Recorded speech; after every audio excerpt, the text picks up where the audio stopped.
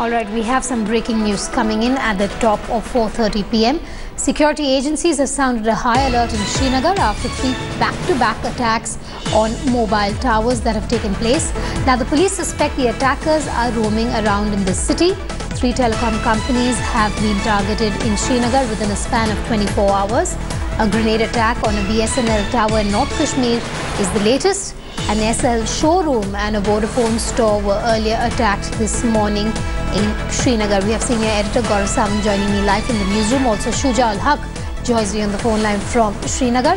Shuja, first up to you. This was expected, and now the latest information we're getting is that the police suspect that these attackers are on the loose in Srinagar itself. Well, that's right. Vedika. In fact, let me just give you a piece of breaking information. We've just been told by our sources in the police that it is most likely that the same group by the name of Lashkar-e-Islam, which was involved in carrying out the attacks in North Kashmir's several areas on mobile towers, is possibly involved in these attacks as well. They're suspecting that some of these men are still on the loose in Srinagar city, and that's why we've seen this series of attacks one after another on installations, specifically on the mobile tower infrastructure in Srinagar city. As of now, they continue to be on the loose, and that's what makes the situation all the more volatile. An alert has been sounded all across the city. Police force has been rushed into service at various places, particularly those areas which is sensitive. My sources are also telling me that there was already an input about possibility of these attacks in one part of Srinagar.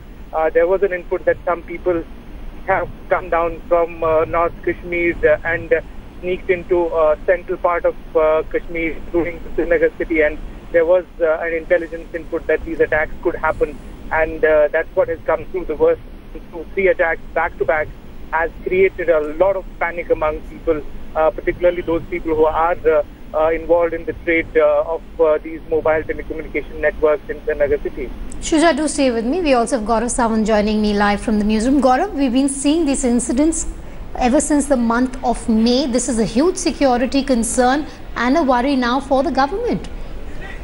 This is a major cause for concern for the government and for the people of Jammu and Kashmir.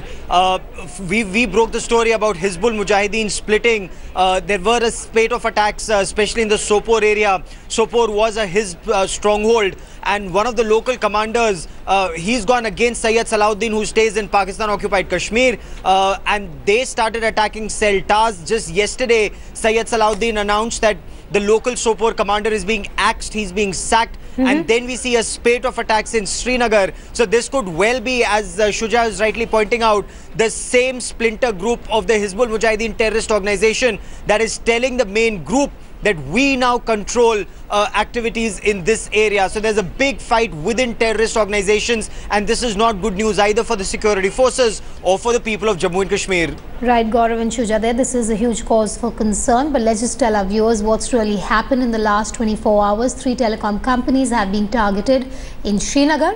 An attack on a BSNL tower has become the latest in a series of attacks on cell phone operators in North Kashmir. An SL showroom and a Vodafone store were earlier attacked this morning in the valley. Grenades were lobbed at the adjacent stores in the heart of Srinagar in an attempt to disrupt public communications. Now, like I mentioned earlier, in May, more than 50 communication towers were shut down in the Sopore area of northern Kashmir after a string of attacks and threats by terrorists. A man working at a BSNL store had been shot dead, along with another who had a cell phone tower installed on his property. A previously unknown terrorist group called Lashkar-e-Islam warned people working for or with telecom companies to stop, saying that cell phone services were being used to target members of the group. And dreaded terror outfit Hizbul Mujahideen has reportedly split after the Sopore cell tower attacks and killings. Pakistan-occupied Kashmir-based Sayyid Salahuddin has blamed a local splinter group for attacks. He has sacked Hizbul commander Abdul Qayyum Nijar after the Sopore killings. The Nijar has been accused of forming a splinter group of the Hizbul Mujahideen called the Lashkar-e-Islam. Salahuddin has blamed splinter group of breaking and weakening the struggle.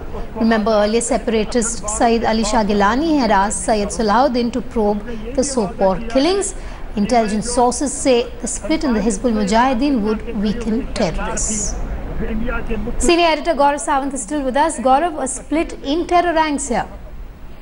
And this is a dangerous split. Hizbul Mujahideen, Syed Salahuddin, sitting in Pakistan-occupied Kashmir, controls the terror tap to an extent with the ISI. But Abdul Qayyum Nijar, the Sopore commander, wasn't very happy with the manner in which this terrorism was being handled from POK. What security forces fear is that this newer group of terrorists, they are younger, they do not listen to their commanders in Pakistan-occupied Kashmir, especially Syed Salahuddin. They generate their own funds, and these attacks on cell towers are directly being seen as intimidation tactics, as extortion tactics. They're also more influenced by the Islamic State and more radicalized terrorism, and that is where they could prove to be extremely dangerous and more difficult to control. And this is dangerous not just for the security forces, equally dangerous for the people of Jammu and Kashmir because of the manner in which they're attacking them. All right, Gaurav, thanks for bringing us up to speed with the latest there. There's a split in the terror ranks that Gaurav Sawant is reporting on there.